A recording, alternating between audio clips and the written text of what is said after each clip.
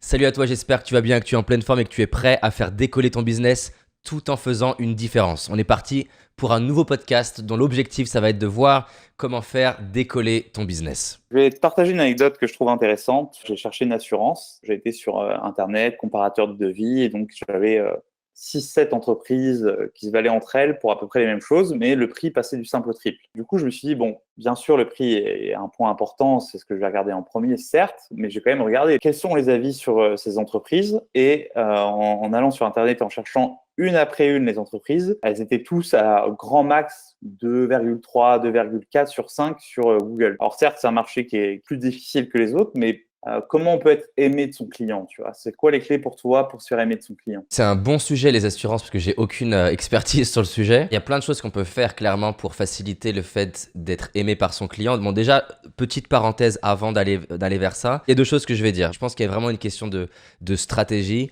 à définir en premier. Je pense que ces entreprises-là, elles sont pas dans ce qui nous fait rêver, qui est business impact, qui est de créer un business qui cartonne tout en faisant une différence dans la vie de leurs clients. Je pense pas qu'elles aient ça comme motto dans leur quotidien. Et donc, ça montre que c'est possible d'avoir un business qui fait de l'argent et qui marche sans obtenir le fait d'avoir des clients qui sont fans de ton entreprise et de ce que tu fais tellement tu impactes leur vie. Les entreprises dont les clients sont fans, je pense vraiment que c'est un choix de l'équipe dirigeante de se dire c'est ce que nous on veut. On a envie que les clients soient fans de nous. Maintenant, ce qui est aussi dans la parenthèse toujours, je pense qu'il y aurait moyen qu'une entreprise arrive sur le marché de l'assurance avec pour objectif d'être aimé par le client et qui du coup en s'y prenant complètement autrement pourrait prendre une grosse partie du marché. On a l'exemple typique avec les opérateurs téléphoniques il y a quelques années en France où on était un peu dans la même idée, c'est-à-dire que la satisfaction client des opérateurs téléphoniques elle n'était pas très élevée et tu as quelqu'un qui arrive sur le marché, donc Xavier Niel avec Free et qui met un prix qui n'a rien à voir, amène un storytelling qui fait que d'un coup il devient le héros du client. Donc voilà, je préfère préciser ce truc-là, c'est pas un indispensable pour que ton business qui cartonne, et donc c'est vraiment une question personnelle. Moi, typiquement, dans mon cas, même s'il y avait moyen de gagner beaucoup d'argent et d'avoir un business qui cartonne, mais qu'on avait des reviews à 2 sur 10 ou 2 sur 5, je me sentirais pas bien. Donc ça, c'est vraiment un choix personnel. Et l'autre aspect, c'est je pense vraiment qu'il y a moyen de devenir l'acteur principal du marché, ou en tout cas d'avoir une boîte qui cartonne, en étant aimé profondément par son client. Et donc, si on prend comme exemple ce qui s'est passé avec Free et qu'on essaye de décortiquer ensemble qu'est-ce qu'il a fait, je pense que la première question à se poser dans son cas en tant qu'entrepreneur, c'est qui est ma cible, qui j'ai envie de toucher, parce que la question que tu as posée, c'est comment je peux faire pour être aimé par mon client. Et là, ça pose une question de psychologie qui est plus profonde, que j'ai mis du temps à comprendre. C'est que on n'aime pas tous les mêmes choses.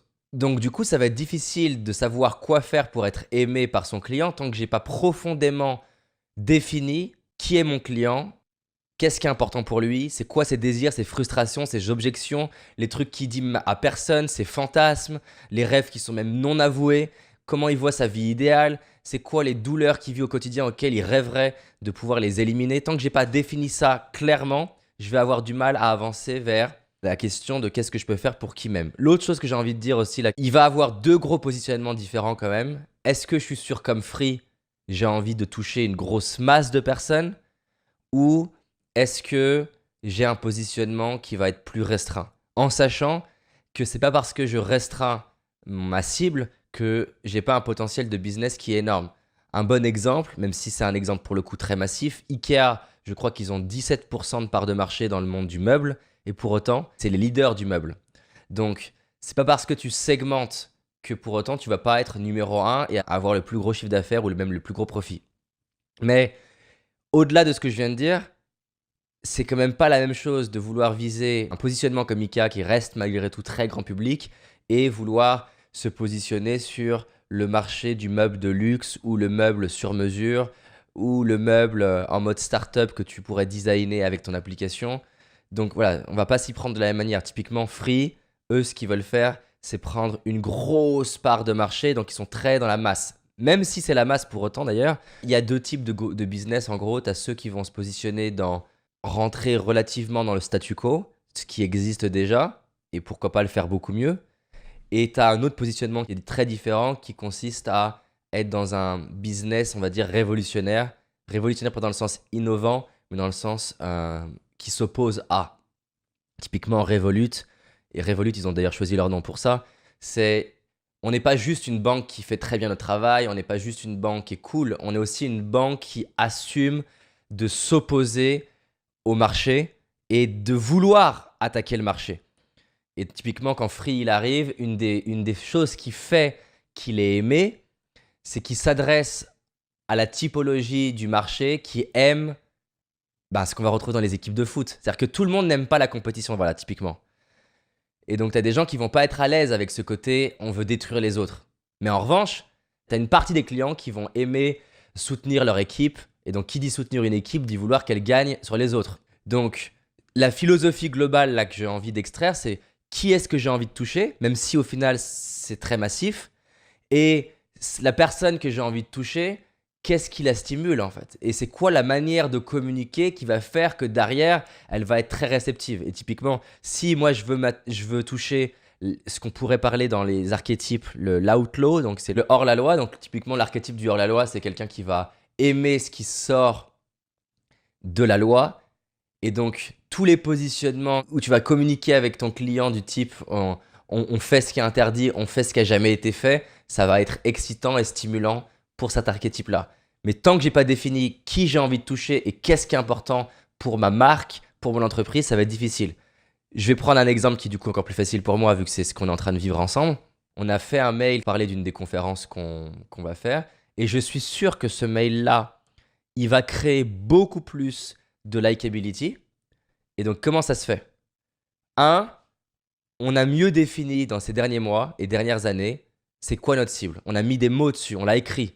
On a écrit, ok, notre cible, c'est quelqu'un d'ambitieux, c'est quelqu'un de pragmatique, c'est quelqu'un qui aime réfléchir, c'est quelqu'un qui aime les résultats, c'est quelqu'un qui aime le fait de se donner aucune limite, qui a envie d'explorer les frontières de ce qui est possible pour lui, qui quelque part est frustré, peu importe les résultats qu'il a, et peu importe que les gens disent « waouh » pour tes résultats, au fond de lui, qu'il ait 1 million d'euros de chiffre d'affaires, 10 000 euros de chiffre d'affaires, 100 millions d'euros de chiffre d'affaires, ou que ce soit d'ailleurs même pas en termes de chiffre d'affaires, mais au niveau sportif ou au niveau artistique, ou un professeur d'ailleurs qui a envie d'avoir un impact auprès de ses élèves, il n'est pas satisfait, quelque part, de là où il en est, parce qu'il sent qu'il peut faire beaucoup plus. Et il est prêt à tout donner pour ce beaucoup plus. Le fait d'avoir bien défini ça, ça nous permet de définir un champ lexical, l'ambition, l'audace, le dépassement, le fait de justement vouloir remettre en question les choses, être pragmatique. Tout ce champ lexical, il nous a permis d'écrire un mail qui va, et c'est la clé, tu ne peux pas être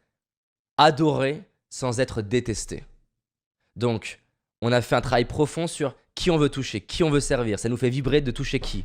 Cette personne, on veut l'aider à réaliser quel rêve, parce qu'elle peut avoir plusieurs rêves que nous, on ne peut pas l'aider à réaliser. Elle a quelle frustration, elle emploie quel mot. Ensuite, à partir de là, cette personne-là, pour la toucher, ça demande d'accepter d'être détesté par qui?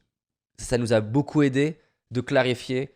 On est prêt à être détesté typiquement par la personne qui est dérangée par l'idée de rêver grand et qui va avoir tout tendance à dire « Ah, mais attends, il faut se contenter de ce qu'on a. » Typiquement, la personne qui dit « il faut se contenter de ce qu'on a », c'est notre anti-avatar. La personne qui prend les idées telles quelles sans les remettre en question, notre anti-avatar.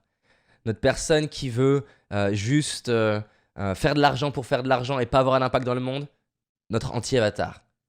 Donc, 1, qui je veux toucher. 2, c'est quoi ses désirs, ses frustrations. 3, c'est qui l'opposé de qui je veux toucher. 4, c'est quoi son vocabulaire. De manière synthétique, je dirais que le moyen d'être aimé par ses clients, c'est de rentrer dans la tête de ses clients et c'est tout le but typiquement du Titanium ou de la formation Business qui cartonne, parce que en tant qu'entrepreneur, on est souvent, vu qu'on n'est pas formé à la psychologie, on est souvent très mauvais pour rentrer dans la tête de nos clients. Et les entrepreneurs que j'ai pu interviewer qui ont des business à plus de 100 millions, ils sont très très forts pour comprendre qu'est-ce que veulent leurs clients et faire ce que leurs clients finalement, quand ils vont le voir, ils vont se dire « Waouh, c'est ce dont en fait j'ai toujours rêvé ». Et c'est cette idée un peu dont je parle tout le temps de Maximus, quoi. Je vais donner aux gens ce qu'ils n'ont jamais vu. Mais ce qui n'est pas complet dans cette phrase, c'est que c'est pas je vais donner à tout le monde ce qu'ils n'ont jamais vu. C'est je vais donner à une partie du marché ce qu'ils n'ont jamais vu, ce qui est tellement ce qu'ils rêvent que du coup, ils vont m'adorer pour ça. Première étape. Et deuxième étape, je vais leur parler de ce que je suis en train de leur faire pour eux d'une manière qui est sexy pour eux. Typiquement, je vais prendre un exemple pour aider. Il y a une pub qui est incroyable de North Face. North Face, c'est une société qui fait tout un tas de vêtements et il me semble peut-être d'accessoires pour la montagne et les sports comme ça. Et ils ont fait une publicité qui a cartonné. Mais cette publicité, typiquement, moi, je ne suis pas l'archétype type.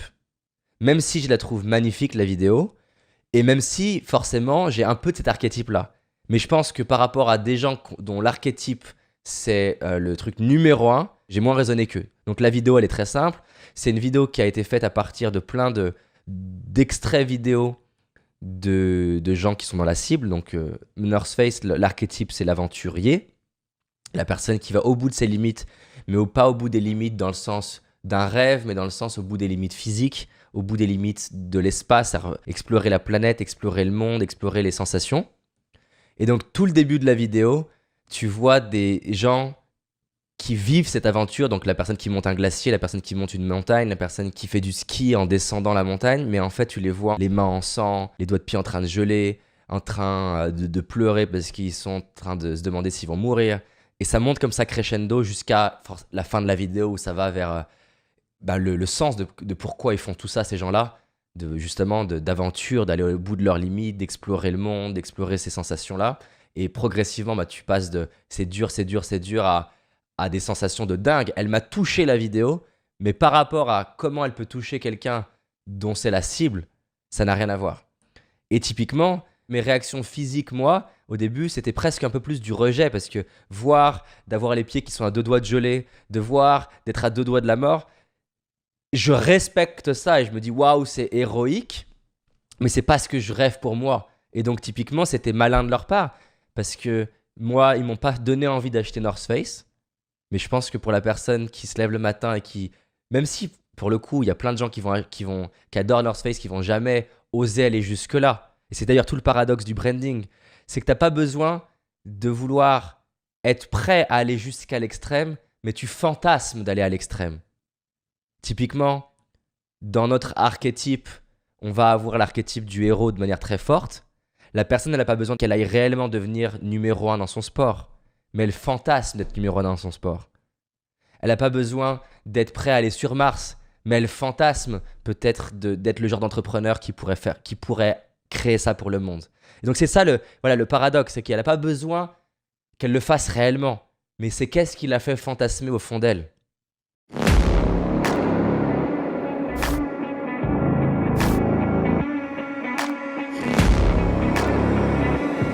Business Tribe organise The Game, un événement inédit réservé aux entrepreneurs qui cartonnent déjà et animés à l'idée de transformer la vie de leurs clients et de leurs équipes. The Game, c'est un événement inédit de 3 jours pour profiter des stratégies avancées d'intervenants brillants, pratiquer lors de sessions de travail organisées et repartir de ces 3 jours en ayant avancé sur ce truc qui compte pour faire croître ton activité. Rejoins la liste d'attente dès maintenant pour être informé en avant-première de l'ouverture des inscriptions.